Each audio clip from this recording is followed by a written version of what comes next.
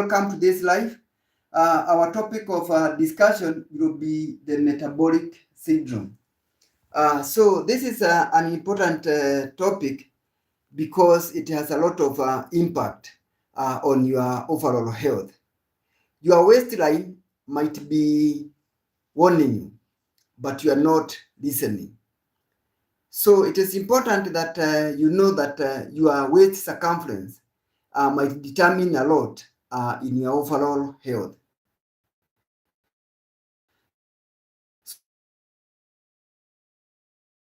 Health issues that often happen. Usually this is not a disease, but it's a combination. A syndrome is many factors coming together and they form a particular syndrome. So what makes you more likely to get metabolic syndrome? One is if you have the following. If your waistline is especially big, so we are talking about in men, if your waistline, when you take your abdominal circumference, allowed the belly button, for men, if it is more than 102 centimeters, then you have an issue of your waistline, and this could be an issue of accumulation of fat in your belly. And for ladies, if you do your abdominal circumference and it is more than 88 centimeters, then you have abnormal deposition of belly fat. So then if you have high blood pressure, if you have high blood sugar, if you have high levels of abdominal fats, what we call the triglycerides, and if you are good cholesterol, what we call the high density lipoprotein, is low. So a combination of any of those three factors makes you to be classified as someone with the metabolic syndrome. And when you have this syndrome, you are more likely to get heart diseases, you are more likely to get a stroke, and you are more likely to get type 2 diabetes. Often initially, this syndrome does not show out clearly, and that's why you need to be more intentional in assessing yourself. So why is it dangerous to have the metabolic syndrome? One, it sets in very slowly. This is something that develops over time. It doesn't happen in a day. You may not know it until a serious illness hits, like you may not be having any know-how that when you have this abnormal belly fat, you have until possibly you do your blood pressure, it's found to be high, or you start developing symptoms of tiredness, frequent urination, general body weakness, and when you go to the hospital, they do your blood sugar and it is found to be high. And then this is your body early warning sign. So you need to take it seriously and then you need to be conscious about it. So how can you check whether you have the metabolic syndrome even at home within the confines of your home? This is a simple check and you can even do it today. For those who are in this life, you can just take a tape measure, allowed the belly button level, you move it allowed your waist, and for men, if you find that it is more than 102 centimeters, then you know that your waist circumference is more than it should be. And for women, if you find that it is more than 88 centimeters, then you know that you have abnormal belly fat, and this should hint to you that you should have your blood pressure checked, you should have your blood sugar checked, and you should also go and check your cholesterol levels so that you know whether you have abnormal cholesterol. So blood pressure, you can use a digital blood pressure machine if you have one at home, and you can comfortably do your blood pressure.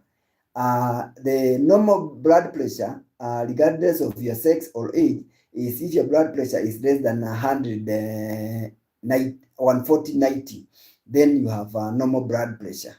And then, of course, the blood sugar, you can do it at home, and you are looking at value. If you have not eaten anything, and your blood pressure is more than 6 millimoles per liter, then you have an abnormal blood sugar, especially what we call the fasting blood sugar. And this, if you have a glucometer, you can comfortably do it. So in some of my previous videos, if you check the overall health, I have shown how you can do your blood pressure at home and the way to do it in the right way. So you can always check on it, and it will give you guidelines on how to do the blood pressure the right way. So what causes this metabolic syndrome? As I said, it's a combination of factors, and one of the things that predisposes individuals to getting metabolic syndrome, subsequently being obese, and this leading to high blood pressure and also diabetes, include eating too much of the processed food and sugar. Sugars we can use is the table salt, the table sugar that we use on our tea, and many other things that we add sugar. And we also have sugar in most of the soft drinks that we take, especially the one that things like sodas, the prepackaged juices. Some of them contain, actually most of them, they contain added sugar. So these are some of the way you could be taking added sugar without your knowledge. Of course, using the sugar at home for your tea, that you intentionally add. Then sitting too much and not moving enough. So if you spend most of your time sitting and you don't allow yourself to move a lot, then you may get this abnormal syndrome that we are calling metabolic syndrome. Then stress, which could be due to many factors, which could be family related, work related, and many other things that cause people to be stressed up. Then poor sleep can also make you to have this metabolic syndrome. Of course, a family history of obesity and also aging. As you age, especially like ladies, when you get to the menopause, the reduction and the changes in the estrogen levels increases your chances of getting obesity. And as all know, that age is something that we can not avoid and we cannot reverse. So it is a natural process of what we expect to go through. So what is the real problem? So once you have the metabolic syndrome, then you are highly likely to have insulin resistance. And once you have insulin resistance, then you finally get diabetes. So your body stops responding to insulin. Your sugar stays in your bloodstream instead of going into cells, and this leads to weight gain, leads to fatigue and more. Because once the pancreas senses that the blood sugar is high, then it tries to produce more insulin. Then there is more deposition of glucose in the liver and also in muscle cells.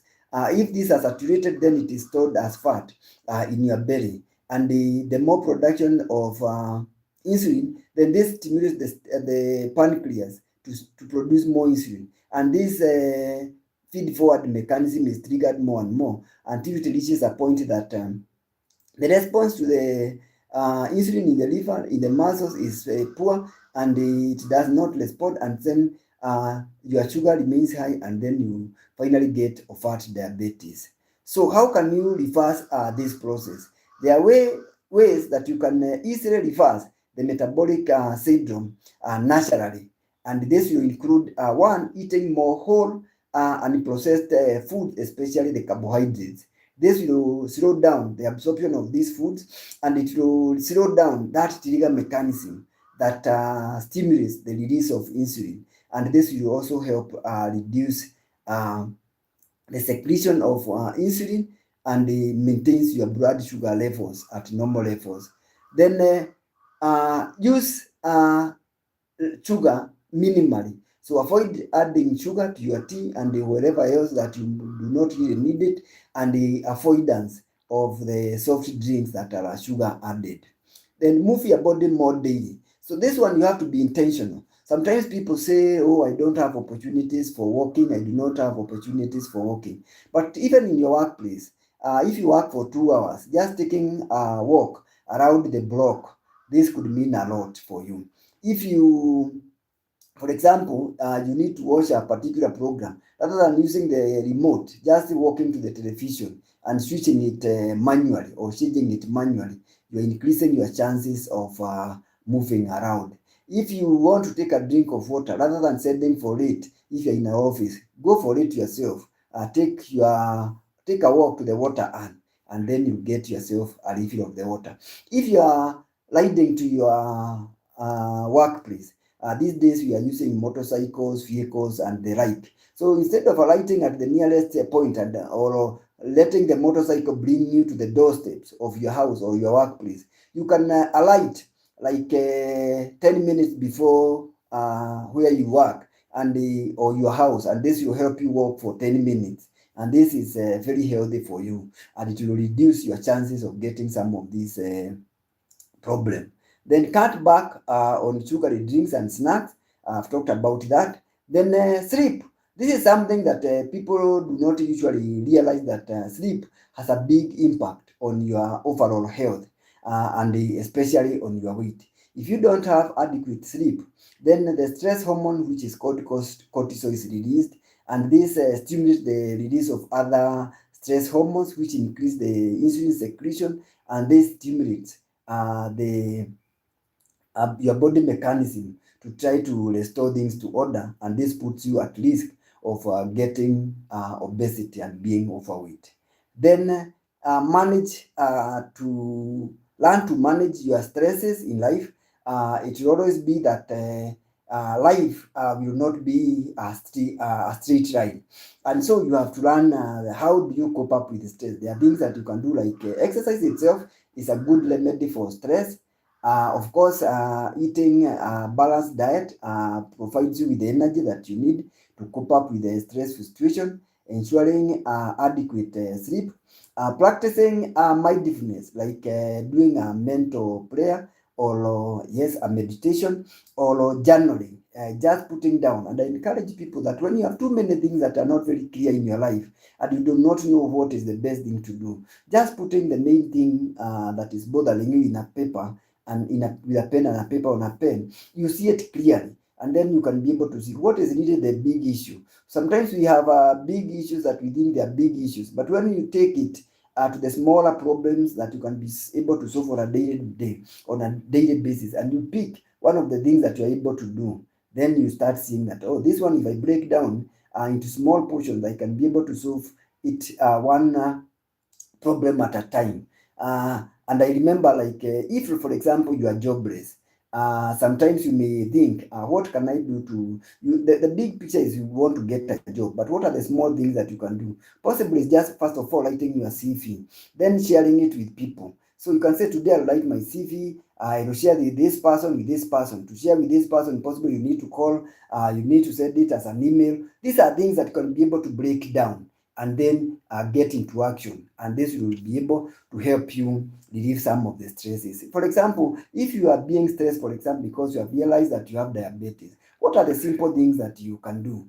Deciding, okay, I have diabetes, what are the things that I need to do? I need to look at my diet, I need to look at my exercise program, I need to connect with the doctor. And if you break these things into small steps and you start implementing one at a time, then you relieve the brain from the road. So I usually say that don't make your brain your basket where you put everything that is bothering you. Learn to journal things down, put them in pen and paper. Or if you are good in electronics, you can put it in your computer, or you can put it in your phone and save it, and then start working on small things. So what are the hidden dangers of having belly fat? As I've said, your waist circumference says a lot. One, belly fat laps allowed your organs. This is a point where it could be a point of inflammation in your body. We have known that we used to think that just having belly fat is a silent store of fat, but it is not. It has been shown that it is a source of inflammatory cytokines that we call adipokines. And these inflammatory processes can be dangerous to your body. They are the risk factors for getting diseases like arthritis. They have been found to be risk factors for cancer. And in one of the videos, I have put some of the cancers that are associated with being obese. So this is not just a normal deposition of fat. It is a time bomb. So even if you're not overweight and you have a lot of belly fat, then you are carrying a dangerous weapon around you, and you should work very hard to try to overcome this. I have launched program which we are calling the Health Insights 360. This is an intensive coaching program whereby we are going to help you be able to cope up with the overweight and also being obese. And this can help you in managing your diabetes, hypertension, and even other complications that come with being overweight. And you can subscribe to this program using our website, the Wellness Health Services website.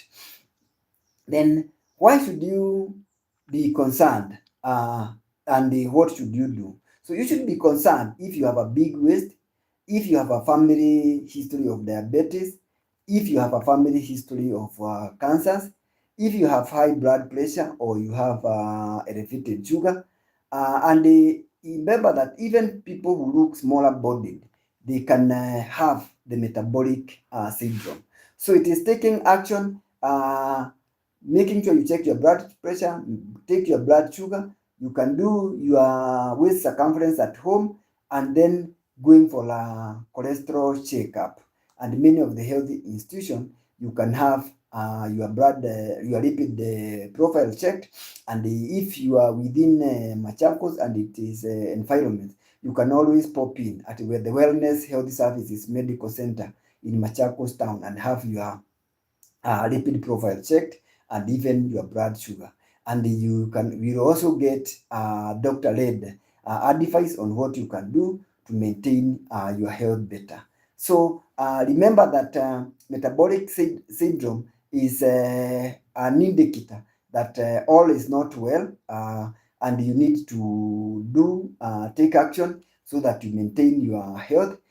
This will help you reduce your chances of getting diabetes, help you reduce your chances of getting hypertension, and also help you reduce your chances of getting osteoarthritis and even some of those cancers that are associated with the obesity.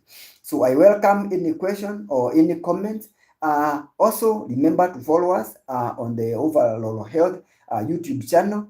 We are also on social media. You can follow us there and give us your comments and also some of the concerns that you have. You can also message us on what are some of the topics that you feel that would be beneficial to our people so that we help people improve their health. So thank you very much for following us on this YouTube live.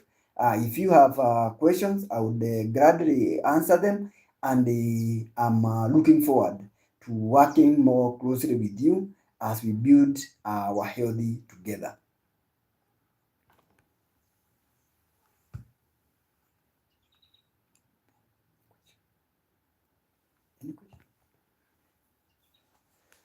So I am delighted that we are walking this journey together, and we are moving together, and we want to be more available. I have a strong belief that healthcare is not just the aspect of seeing the healthcare provider. It is your daily journey. It is your life, and the health providers are there to help you be able to live in a better life. But the person who is at the driver's seat in your health is yourself. But you cannot be able to drive without having someone to guide you and give you the direction. That this is the direction that you need to take. These are the challenges that you might expect. And always, I encourage you to have a consistent health provider or a personal doctor who can be able to guide you through the health journey. So I'm looking forward to a situation whereby each one of us will have his own personal doctor.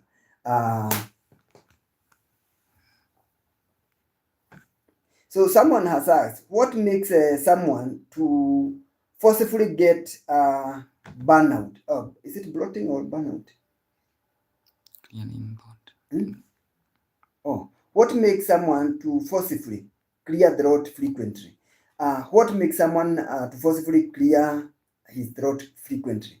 Well, this is outside the topic that we are talking about, but I'll still go ahead and answer it. One of the things that can make you to persistently have an irritation over your throat is one, if you have an allergy. So many of the allergies can make you have persistent irritation of your throat. It could be irritation to dust, it could be irritation to smells, it could be irritation to many other environmental things. Like we have smells, we have pollen from plants, all these can act as irritants. Then the other thing that can make someone to have this persistent irritation of his throat or her throat is if you have a condition that we call gastroesophageal reflux disease.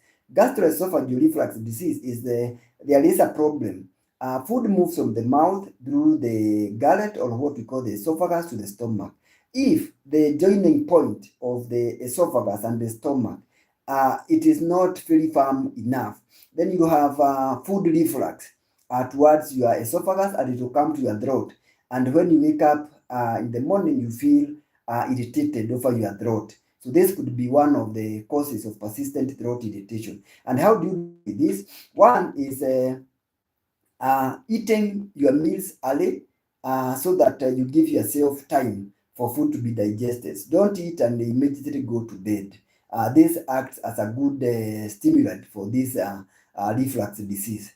And then eat early and at night try to eat small portions. You really do not need a lot of energy in bed. So we have this cultural behavior of feeding heavily at night is an abnormality that we have always practiced because at night we didn't really need any energy as you sleep.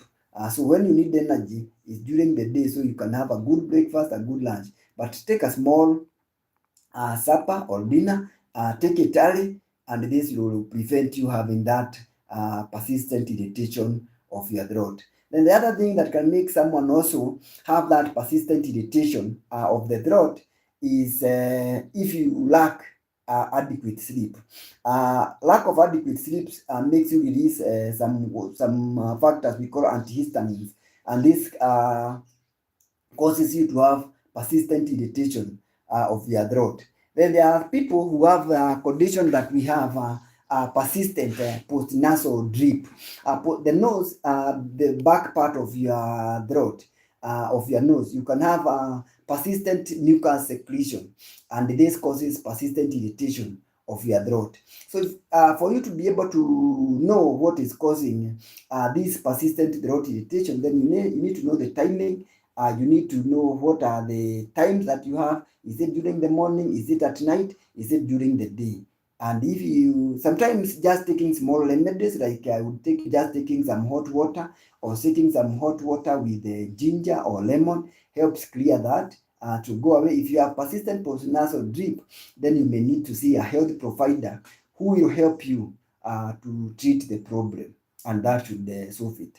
I hope I have responded to this question adequately, but if you do not, you are not satisfied, you can directly call me or message me. My number is 0723 459929.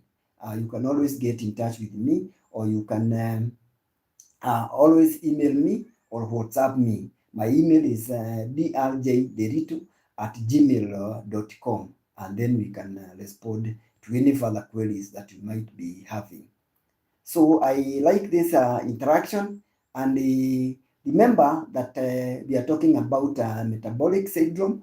A syndrome is a combination of several factors that make a condition, and having metabolic syndrome is not an illness itself, but it predisposes you to getting hypertension, diabetes, and if you have 3 of the factors that I have mentioned of the 5, which including having high blood pressure, having higher waist circumference, having abnormal low density lipoprotein, and having low of the normal or the good cholesterol, what we call the high density lipoprotein, then that's a risk factor.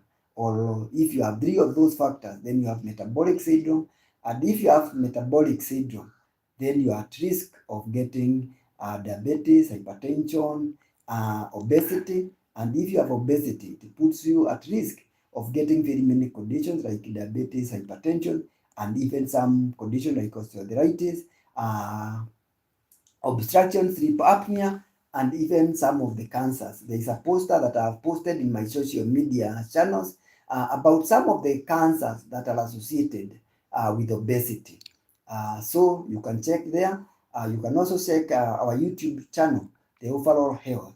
And if you feel that you have tried and struggled with weight and you have almost given up, try us and it will give you personalized coaching. You can subscribe to our program, the Health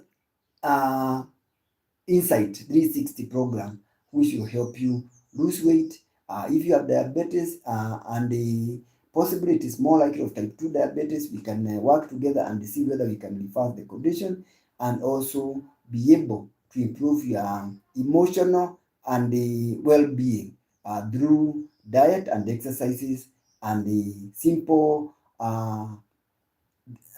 practices that you can incorporate into your life and live a better you. So thank you very much. I appreciate those who have been in this life, and I look forward to more interaction with you, building a community of health. Thank you very much. And I wish you a happy Labor Day and a future filled with health.